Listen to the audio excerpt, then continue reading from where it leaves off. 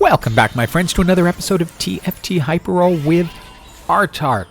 I'm shuffling all of these around because they've changed some things and I want to make sure to get the right videos out that are relevant at the moment. As you know, they recently kind of reworked Laser Corp just a little in terms of when all champions get lasers attached to them, and they stopped attaching them to things like training dummies and stuff like that, so you can't use those little games anymore. But as the thumbnail told you, that's what we're going over. And just before we get into it, you know the drill. Yeah, there's the graphic. Come on, do your thing. And with that said, let's get started. So here's my 2 cents on this. These were not the augments that I was looking for based on the champions I got. So I rolled, and if you see Laser Corp Heart, just get it. There are massive advantages to this that we will go through as we go through the build. Now I'm keeping this at regular speed so I can show you the change that was made. Notice, all people get the drone starting with 4 Laser Corp, which means once you get to stage 4, you can very easily have every champion with a drone. Now that is a massive change because it used to be at 5, and getting to 5 Laser Corp meant you had to get Warwick and Mordekaiser, who were 4s and 5s. Now you can hit it with just Ashe, Renekton, and Yasuo, which are 1s and 2s. That is, of course, assuming you got the Laser Corp Heart, because then you have 4 once you put Yasuo in.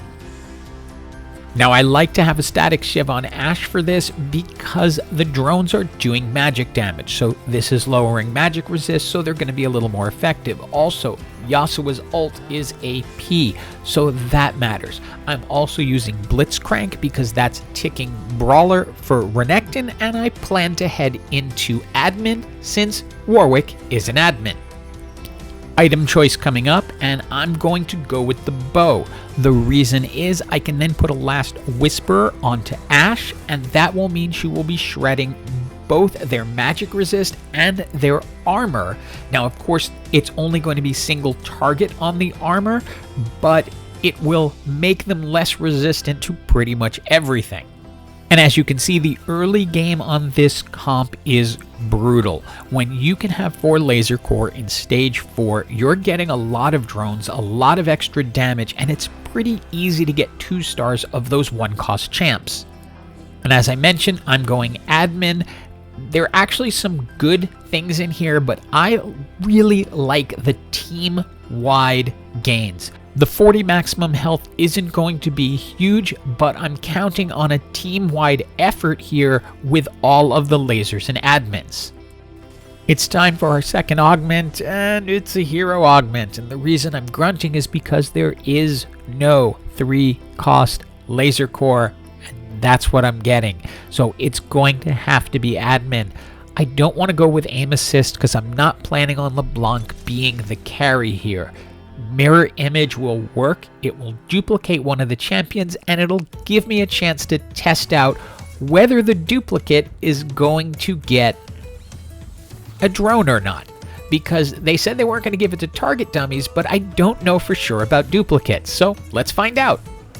And we'll speed this up and get our answer pretty quickly. The answer is no. Duplicate champions do not get the drone attached to them, which is okay. It's good knowledge, and it may allow me to change who I duplicate going forward. I'm going to want to take the strongest champion and make sure there are 2 of them rather than just a 2-star Ashe.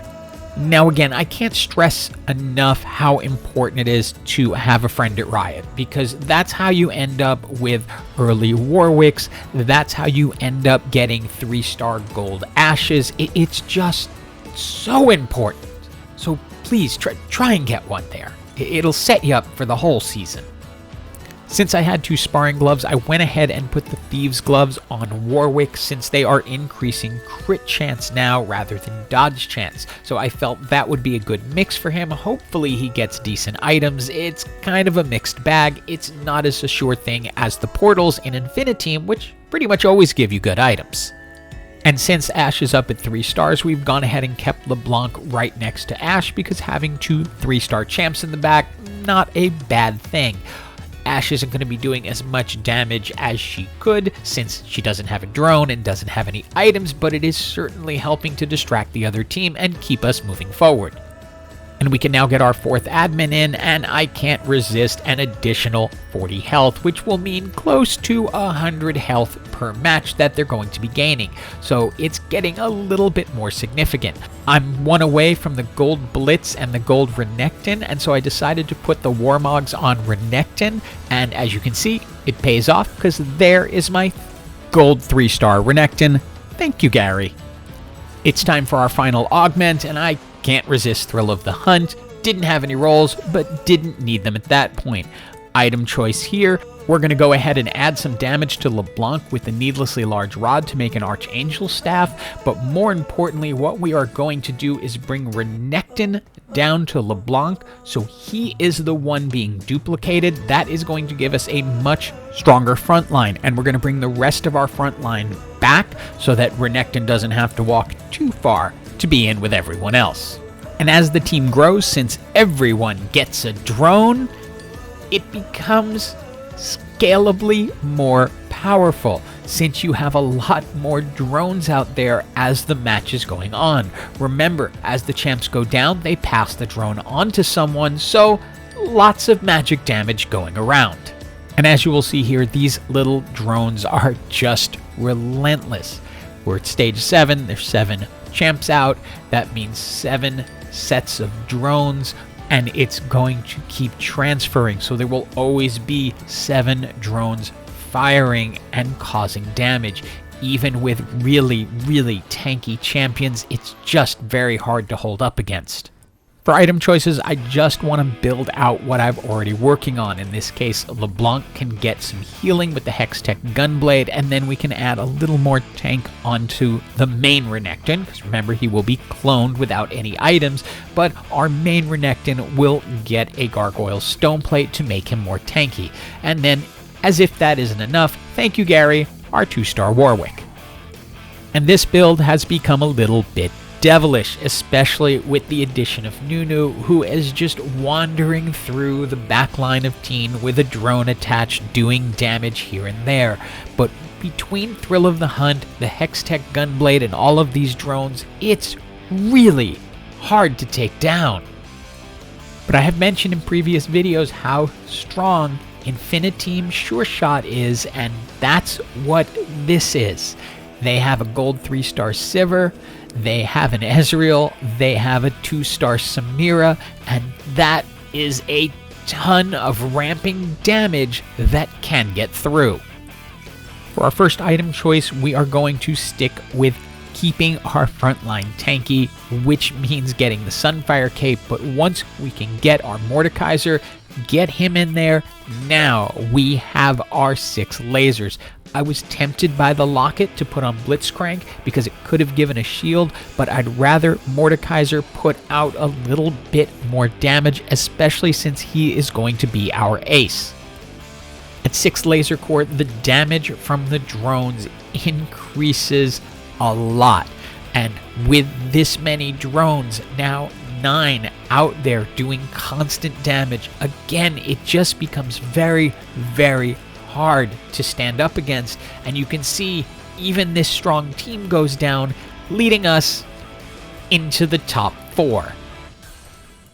We've now also got a 2-star Nunu, so it is time to change who LeBlanc is duplicating. I'd rather have 2 Nunus running through their backline, and I can move my front line back up front and keep things away from my backline a little more effectively. And I thought for sure I had this locked with this setup.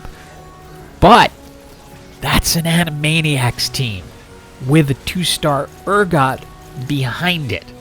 But otherwise, full Animaniacs, and yeah, they're just as strong as I always say they are, because here comes Misfortune laying out the team.